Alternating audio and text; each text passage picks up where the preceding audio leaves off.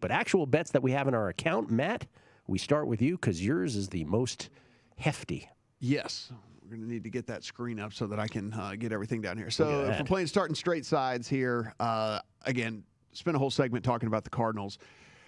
This is prove it to me, I guess, that this Cardinals defense is fraudulent and this offense is bound for regression. I don't see that happening here in this scenario. The secondary for the San Francisco 49ers is not very good in the first place. And then on top of that, there are 4 legitimate different options, and 5 if you want to count Max Williams at tight end, for Kyler Murray to go to here. And so you have those coupled with the fact that it's a rookie quarterback making his first start in the NFL on the road and likely to be without George Kittle, who is a massive playmaker for this team. And so there's just a lot here that leads me towards the Cardinals. And I understand that everybody seems to think that this is a spot to sell high on this Cardinals team, but I'll wait to do that till a little bit later. So I'm on the Cardinals here at 4.5.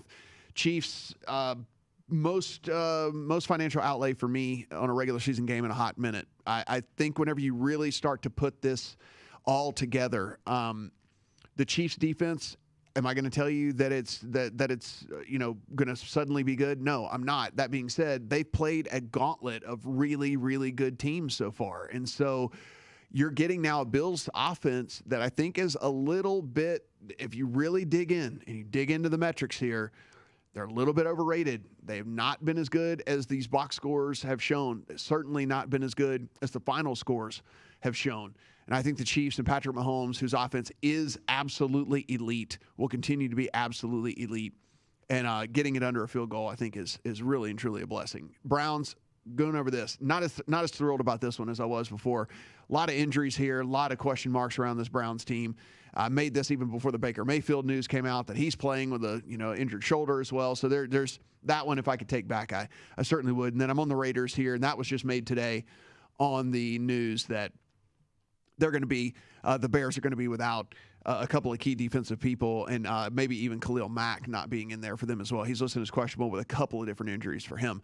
Totals over on the Jets-Falcons. This was before the Calvin Ridley news came out. That said, I still think that there's at least a chance that this could get there. The over in that one, 2 bad defenses and two offenses that should be able to kind of do whatever they want. Browns and Chargers under 47. Slowest pace team, one of the slowest pace teams and deliberate pace teams in the league. Run-heavy teams in the Browns, going against the Chargers, who are going to have to slow down, run fewer plays. Lots of teasers, all keyed around the Cowboys, who I love getting under, through the 7 and the 3 this week.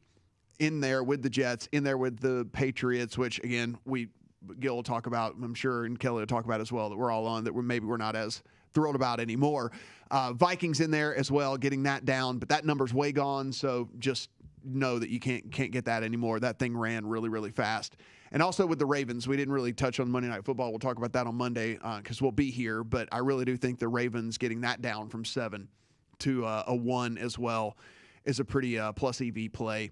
And then I do have A.J. Brown over 62.5 receiving yards. He looks like he's going to go, and he's the only option there. And it gets a Jaguars team that we know has no talent whatsoever and maybe falling apart at the seams. Will Urban Meyer even show up to coach? Who knows?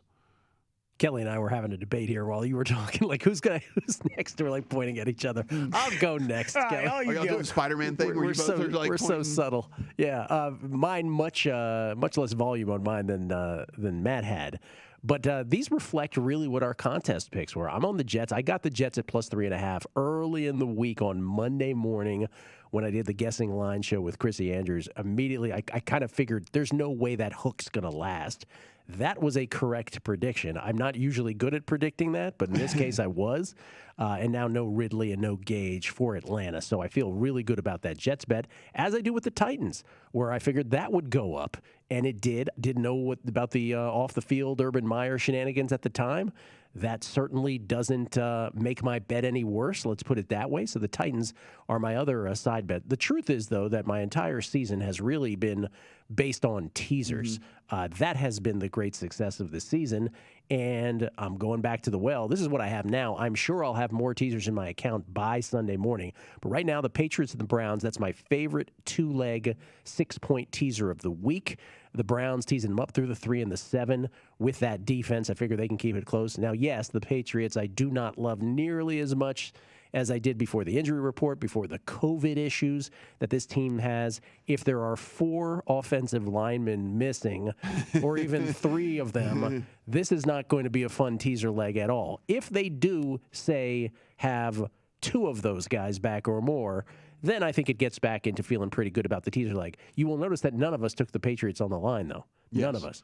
The other teaser is sort of the wacky one that I do every week. This worked out last week. I think it worked out the week before, too. 4 teams, and you'll recognize the names: the Jets, the Patriots, the Browns, and the Cowboys, though I did not get the Patriots or the Jets at the more favorable numbers on the tees. But that is where that stands. That pays plus 235. Kelley. And while you had that going, 2-run shot by Buster Posey. What? The Buster did it. 2-run shot. 2-0.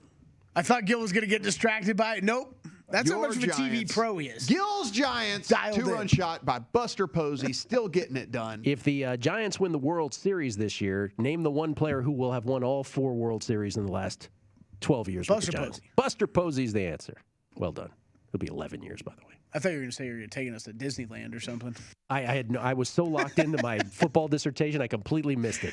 I even gave you a point and everything. You were locked in. You were it just can't locked happen in. because the Astros have already won. It's in my account already. It's done. It's done so. How about They're them already Giants?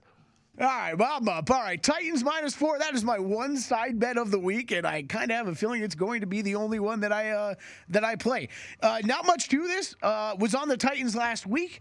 That ended disastrously with all the injuries that they ended up accruing over the week last week. Now we've got A.J. Brown back, Bud Dupree looking like he's probably going to play.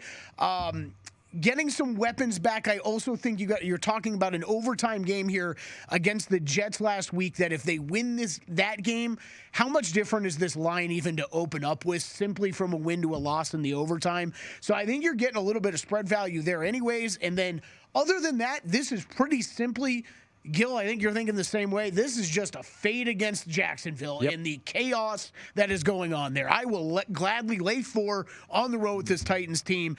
And if the Jags can actually get their team together and put up a fight, I will be impressed. I think this could get ugly there quickly in Jacksonville, and especially this Sunday. And then it is a bunch of teasers. Like you said, gentlemen, this has been a fantastic teaser season, especially for us on the show. We've been sharing a lot of the same ones. And honestly, this is probably my best NFL start, especially teaser-wise, in a long, long time, if not ever. So Vikings-Cowboys was the one I loaded up big time on early in the week and really keyed in on Vikings-Cowboys in a couple of these. Patriots, we did take down. Matt, you brought it up earlier in the show. I am going to be watching that all weekend. I do think there's a chance I do buy off that. I'm not going to make the same mistake I did last week with the Titans. If there's a chance to buy off that a little bit with the Texans, I will. I have no problems doing that this week. Vikings tied in with the Rams. Browns tied into the Cowboys. Probably on the confidence scale, Browns probably my least confident of those teaser legs, but really I really like all of them. Really love the Vikings Cowboys, which, yes, unfortunately, the Vikings where we're talking out right now is kind of out of play. Yeah, the ship has sailed on that one, unfortunately. I hate that when we go through the bets. That's the one thing I really hate is when we go through the stuff on Friday and it's like so far gone that we can't. Yeah, the one thing I would say though is Teaser Tuesday. We talk about this every single Tuesday, right? And these numbers were there for that when we were talking about it. Tune in every Tuesday night for us.